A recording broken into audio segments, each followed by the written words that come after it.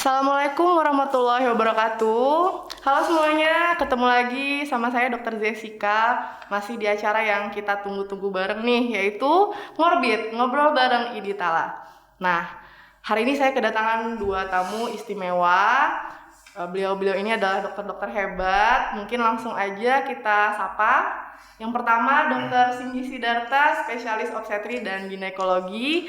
Halo dokter. Halo, selamat Gimana siang. kabarnya dok? Baik. Alhamdulillah. Ya, Dokter Singgi ini merupakan idola para ibu ya dok, ya bener ya dok? Ibu hamil. Ibu hamil ya tepatnya. Iya. Oke, yang kedua Dokter Hawarini Novrianti, spesialis anak. Ya, selamat siang dok. Iya. Halo dok. Lama nggak ketemu ya dok? Iya. Iya. Oke, hari ini rencananya kita mau ngobrol-ngobrol tentang kehamilan dan juga tumbuh kembang anak di masa COVID-19 ini dok. Oke, mungkin yang pertama saya langsung aja nanya ke Dokter Singgi dulu ya dok ya. Iya. Nah, gimana sih dok perkembangan kasus COVID-19 ini di Kabupaten Tanah Laut ini? Untuk ibu hamil ya, Iya, kalau misalkan untuk ibu untuk hamil. secara umum jelas terus meningkatnya. Ya, Tapi meningkat. kalau untuk hamil memang juga ikut meningkat.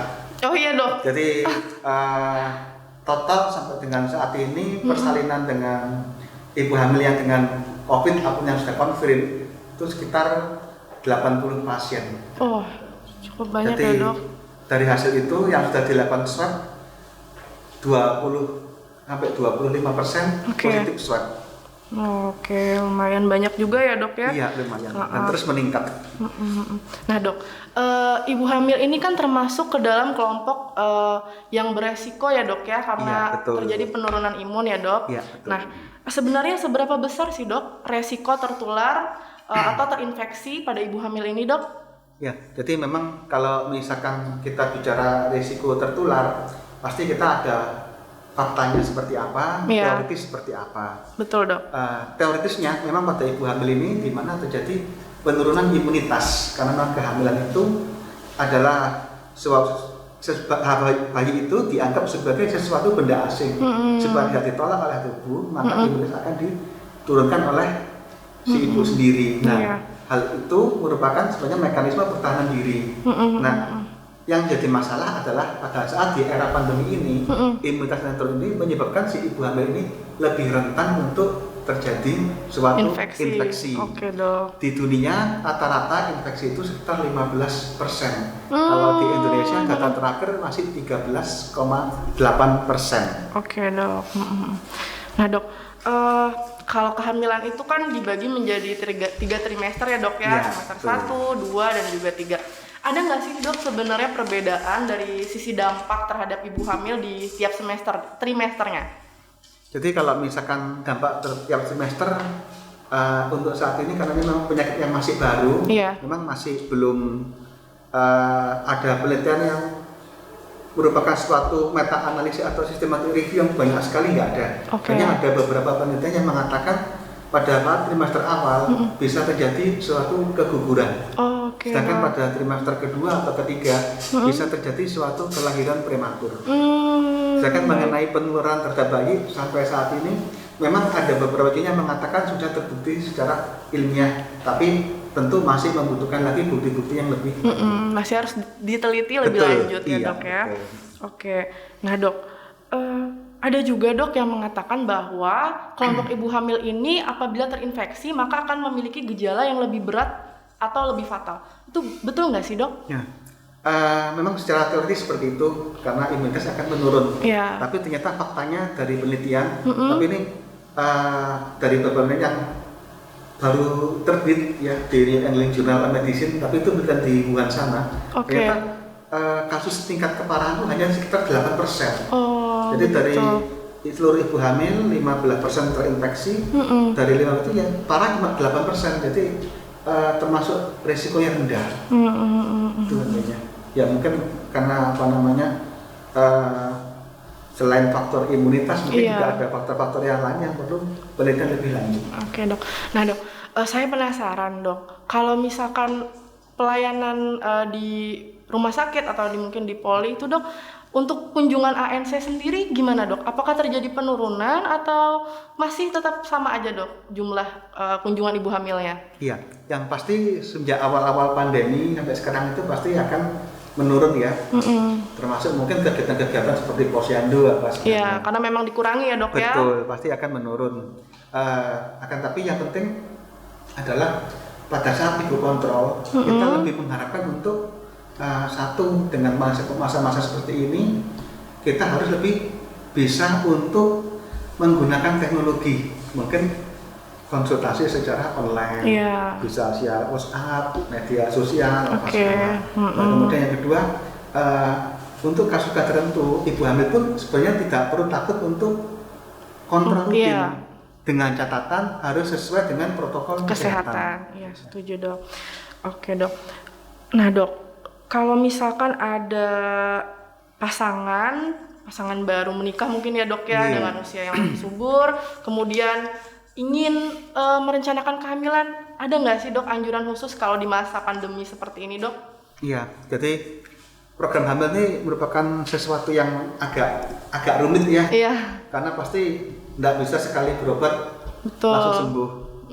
Jadi mungkin harus berulang-ulang dan harus sabar, dan tentunya pasangan tersebut kalau ke rumah sakit juga tetap mempunyai suatu risiko. Jadi intinya yang penting dia sesuai dengan protokol kesehatan, kontrol, nggak ada masalah. Yang kedua, mungkin untuk kasus-kasus tertentu di mana si ibu ini mempunyai komorbid, seperti dia mungkin mempunyai sakit jantung, sakit hipertensi, diabetes. Nah itu mungkin harus ada pertimbangan khusus apakah mau menunda atau melanjutkan. Dan tentu juga harus kita melihat dari secara holistik ya. Jadi memang pada kasus-kasus seperti ini ya kondisi sosial seperti apa, ekonomi seperti apa, ya terutama juga finansial. Jadi itu juga banyak aspek ya dok ya. Jadi nggak hanya cuma satu aspek. Tapi kalau dari segi medis sendiri ya silahkan, nggak ada masalah. Iya, hanya saja mungkin lebih beresiko gitu ya dok ya. Oke dok. Nah dok, misalkan lagi dok, ada ibu hamil yang akan melakukan persalinan dok. Iya. Itu mekanismenya seperti apa dok kalau di saat seperti ini dok? Jadi kalau misalkan biasanya bersalin ya kita kerjakan dengan apa adanya. Kalau sekarang kita pasti akan menerapkan screening yang lebih ketat. Apakah ibu ini merupakan suatu kasus yang ke arah terinfeksi COVID ataupun yang tidak terinfeksi. Kalau tidak terinfeksi kita tetap dengan SOP yang standar. Tapi begitu ibu tersebut sudah ada ke arah yang terinfeksi, berarti untuk si penolong kita harus sudah siap dengan APD kita sendiri, termasuk dengan tempatnya di mana dan tim penolongnya siapa. Itu dilakukan rapid test juga ya dok ya kalau nggak salah? Iya, kita untuk saat ini yang kita punya rapid test itu, karena kita untuk menggunakan PCR itu butuh waktu 10-12 hari, mungkin. Sedangkan kalau misalkan pasien itu datang malam-malam sudah kondisi infarksi, ya itu yang bisa kita lakukan karena itu memang cepat dan tepat, biarpun mungkin keakuratannya masih harus diperhitungkan ulang. Nah dok, seandainya ibu tersebut memang reaktif ya dok ya. Betul, untuk rapid testnya, atau kemudian dilakukan tindakan selanjutnya yaitu dilakukan swab test dan hasilnya juga terkonfirmasi positif. Iya betul. Boleh nggak sih dok ibu tersebut menyusui bayinya? Nah untuk saat ini itu mungkin atau mungkin dokter ini juga mau ke arah dokter anak ya. Betul. Cuma kalau misalkan kita di bagian bersalin, untuk saat ini mengenai IMD untuk ibu yang sudah itu kita kesampingkan dulu, nanti kita tunda dulu. Nah nanti untuk selanjutnya nanti mungkin dokter ini mungkin mau menambahkan dokter? Ya jadi untuk ibu yang terkonfirmasi positif COVID atau dia masih mungkin dari hasil pemeriksaan FTD-nya dia masih reaktif, untuk saat ini bayi saat lahir itu memang kita pisahkan terlebih dahulu dengan ibunya.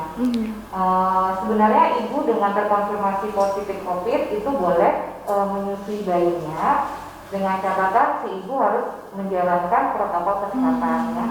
Adapun protokol kesehatan yang harus dijalankan oleh ibu itu salah satunya adalah si ibu harus mencuci tangan dulu ya sebelum memegang bayinya ya. Kemudian saat menyusui ibu harus tetap memakai masker ya, atau memakai face shield ya. Kemudian saat dia tidur pun itu harus berjarak dengan bayinya. Jadi kurang lebih 1-2 meter dengan bayinya.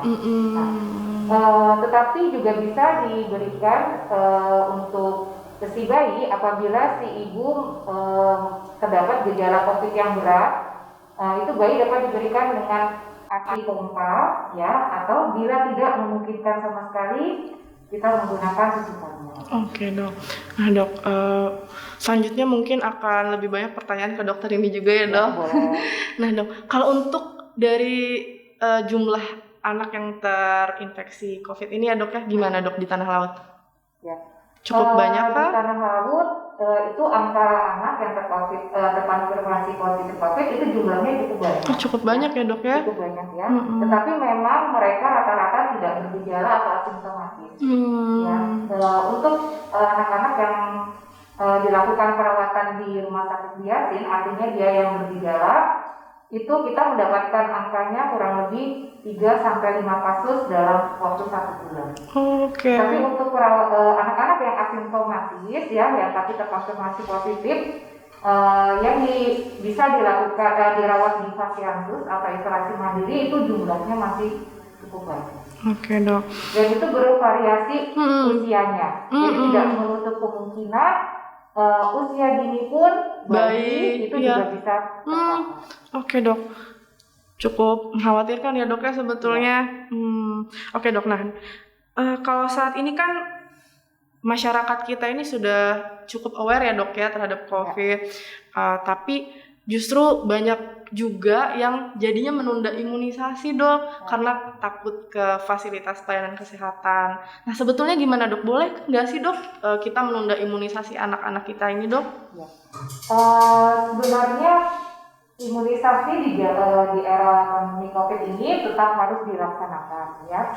Tetapi memang kita harus menjalankan protokol kesehatan itu di tempat imunisasi.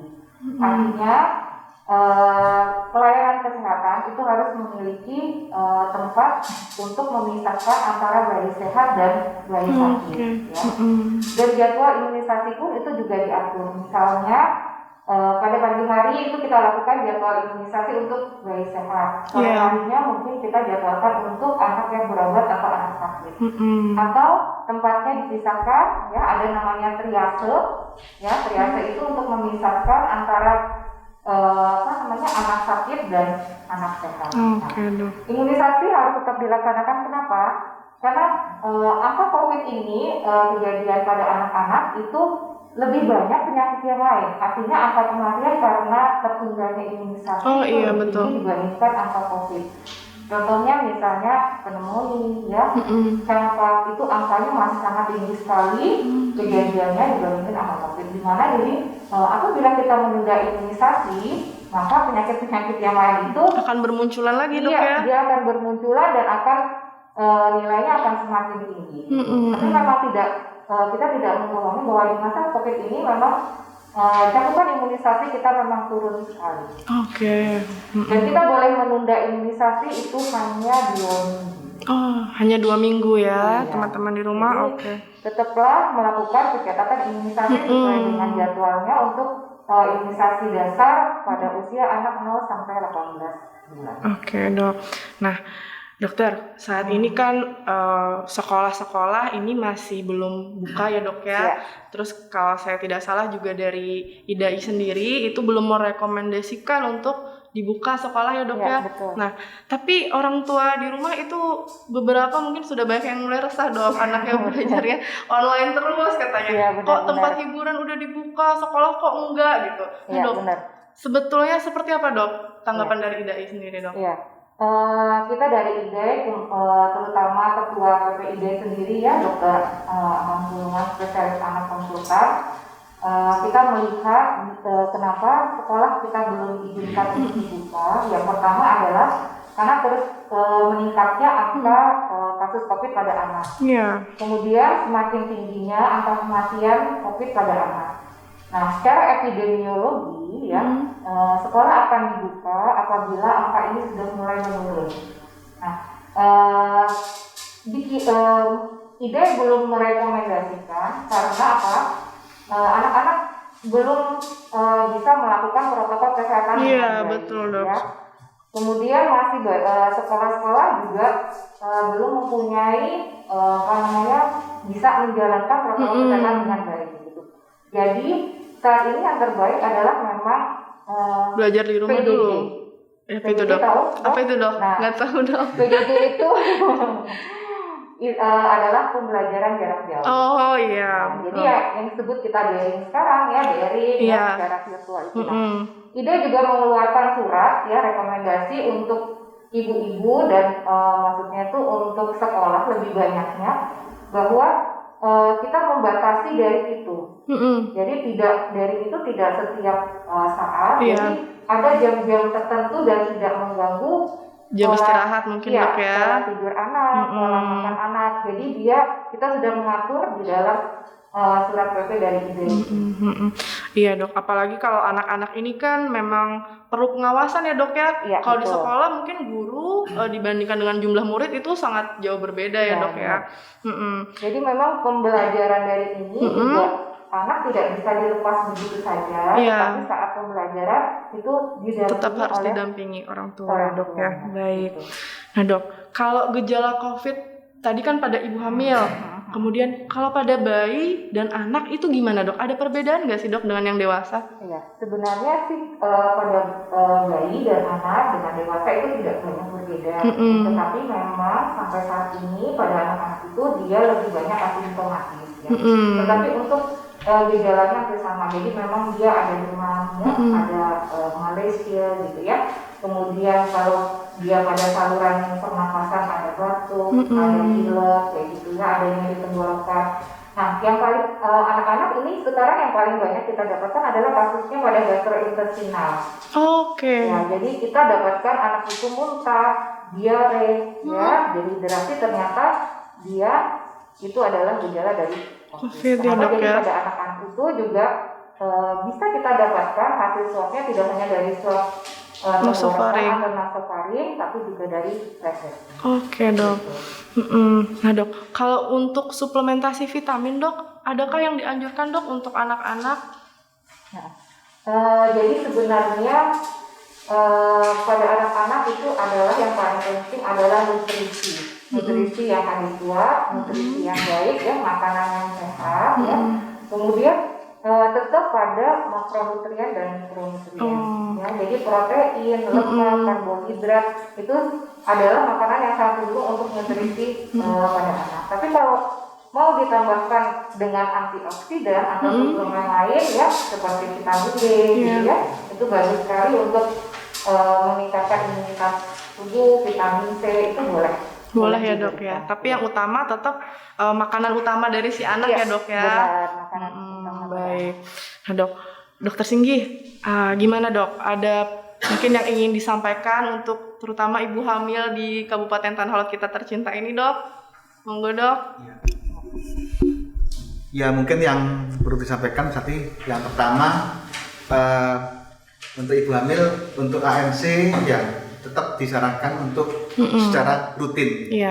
Yang penting sesuai dengan protokol kesehatan itu. Karena jangan sampai karena kita terlalu takut sampai akhirnya kasus-kasus yang membahayakan seperti preeklamsi, darah tinggi dalam kehamilan, ibu hamil dengan diabetes akhirnya malah terbengkalai. Jadi akhirnya berakibat fatal karena penyakit yang lain. Iya, betul. Takut periksa malah muncul kematiannya akibat hal yang lain, ya, Dok, ya. Itu yang memang kita takuti. Itu yang kita takutkan.